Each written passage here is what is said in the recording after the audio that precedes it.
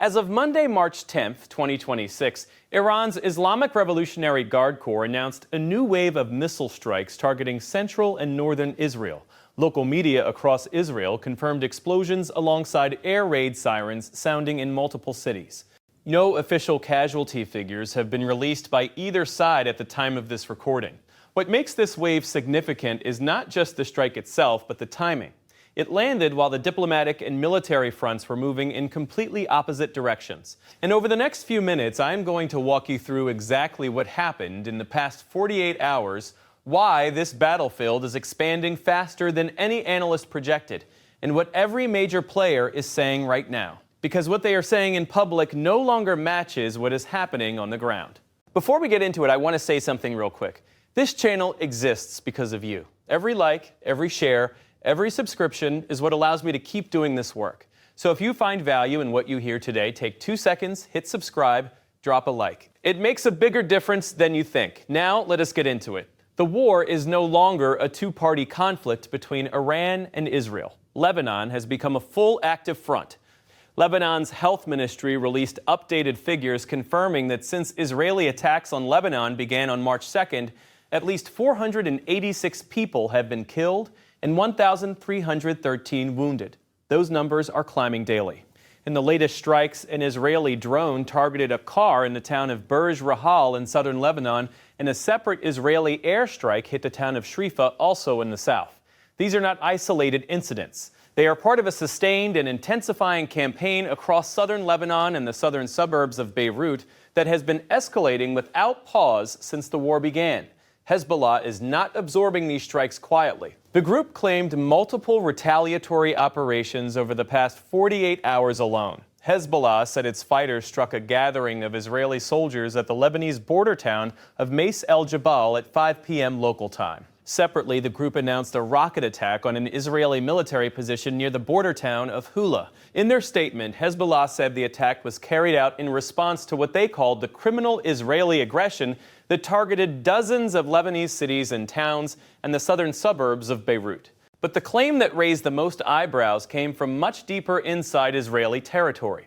Hezbollah stated it targeted a satellite communications station belonging to the Israeli army in the Elah Valley, approximately 160 kilometers from the Lebanese border. According to their statement, the station was hit with a barrage of what they described as sophisticated missiles. If that claim holds up under verification, it would mark one of the deepest confirmed Hezbollah strikes into Israeli territory in the history of this conflict. As of this recording, Israel has neither confirmed nor denied it. Israeli Foreign Minister Gideon Sa'ar offered a framing that shifts attention toward Lebanon as the primary threat. Sa'ar stated publicly that over the past week, there have been more attacks on Israel from Hezbollah in Lebanon than from Iran directly. He said he met with UN Special Coordinator for Lebanon, Janine Hennis-Plasschaert, in West Jerusalem and alleged that Hezbollah entered the war under what he described as Iranian pressure. Sa'ar detailed Israel's decision not to evacuate northern communities this time around and stressed what he called a firm commitment to their protection. He emphasized that the deployment of troops along the border is critical for preventing a ground incursion by Hezbollah and attacks on Israeli citizens. His closing point was blunt. He said weakening Hezbollah is a mutual interest of both Israel and Lebanon, and that no member of the international community is acting to stop Hezbollah besides Israel. That is one government's narrative. Hezbollah's narrative runs in exactly the opposite direction. They describe every launch as a direct response to Israeli fire on Lebanese soil. Both versions coexist, and neither side is showing the slightest indication of pulling back. Now zoom out from the battlefield for a moment, because the diplomatic front is producing language that deserves careful attention. Iranian Foreign Minister Abbas Arabchi posted a statement aimed not at governments but directly at the American public. His exact words were, "Iran does not want to harm ordinary Americans who overwhelmingly voted to end involvement in costly foreign wars." He followed that by saying the blame for surging gas prices, costlier mortgages, and pummeled 401ks lies squarely with Israel and its dupes in Washington.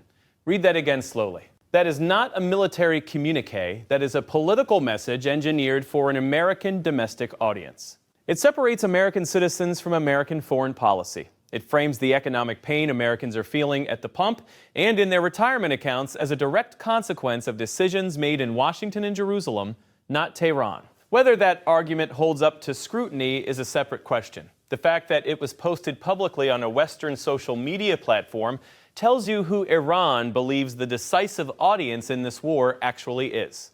Araghchi did not stop there. In a broader statement, he reiterated that all of Iran's regional military actions are defensive in nature. He said Tehran will continue working to prevent the United States from using bases across the Middle East to strike Iranian territory. He was careful to specify that Iran is not targeting neighboring countries themselves, but rather the American military infrastructure operating from within their borders. That distinction is doing a lot of heavy diplomatic lifting right now because it is the exact language Iran needs to avoid turning Gulf states into open enemies while still hitting American assets stationed on their soil.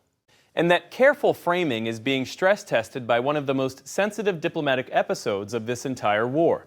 Reports surfaced of alleged Iranian missile impacts on Turkish territory. Iranian President Masoud Pezeshkian responded by speaking directly with Turkish President Recep Tayyip Erdogan.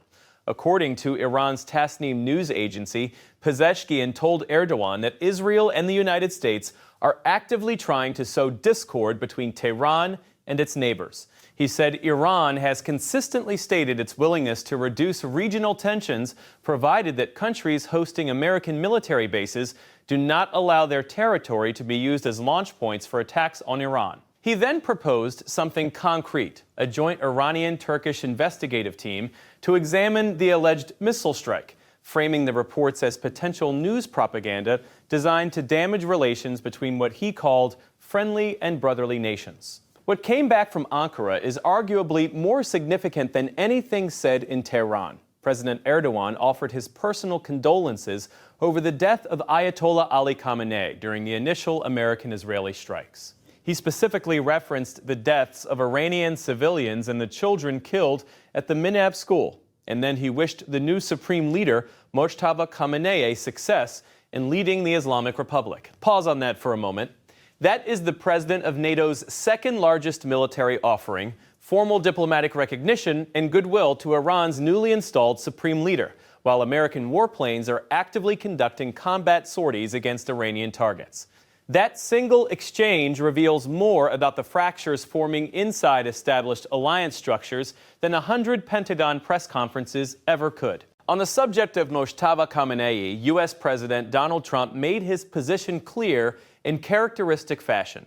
Speaking to NBC News, Trump said Iran made a big mistake by choosing Mojtaba Khamenei as the new supreme leader. He repeated his earlier characterization of the late Ayatollah's son as a lightweight and predicted he would not last long. When asked about the prospect of seizing Iranian oil assets, Trump said it was too soon to talk about, but notably did not rule it out. That careful non-denial is doing exactly what it is designed to do.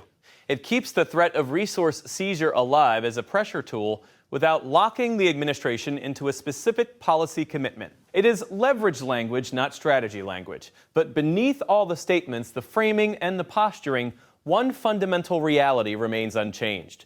The Iranian government did not collapse. The chain of command held. A new supreme leader was installed within days of the assassination of his father. He received immediate pledges of allegiance from the IRGC, the armed forces, and the senior political establishment. And the missile waves did not pause for even a single day during the transition. Whatever theory guided the decision to launch Operation Epic Fury, the assumption that removing the supreme leader would trigger regime fracture or paralysis has not materialized as of day 10.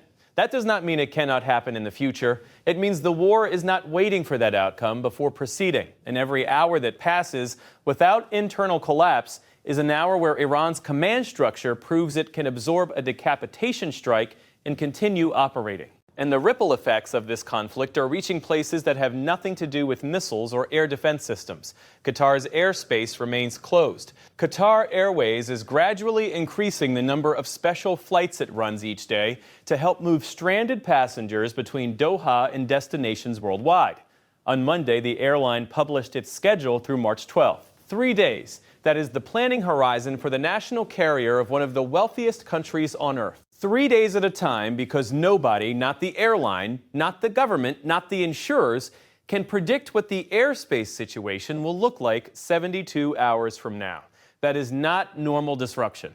That is an entire region operating in crisis mode with no visibility on when it ends.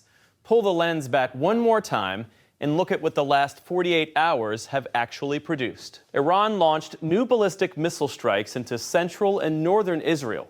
Hezbollah struck targets potentially as deep as 160 kilometers inside Israeli territory. Israel continued sustained operations across southern Lebanon and acknowledged more attacks from Lebanon than from Iran over the past week.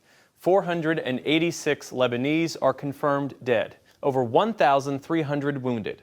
Iran's foreign minister publicly appealed to ordinary Americans while classifying all of Tehran's military actions as defensive. Turkey's president offered condolences and formal recognition to Iran's new supreme leader while remaining a NATO member state. The American president called that same leader a lightweight, and the region's flagship airline is publishing flight schedules in 3-day windows because certainty has become a luxury no one can afford. No ceasefire proposal is on the table from any party. No preconditions for talks have been floated.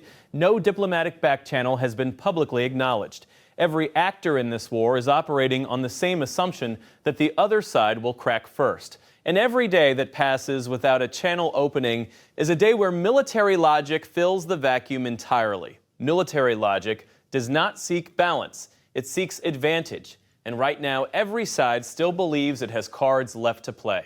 That is where we stand tonight. Not at the beginning. Not at the end, somewhere in the middle of something that no one has figured out how to stop.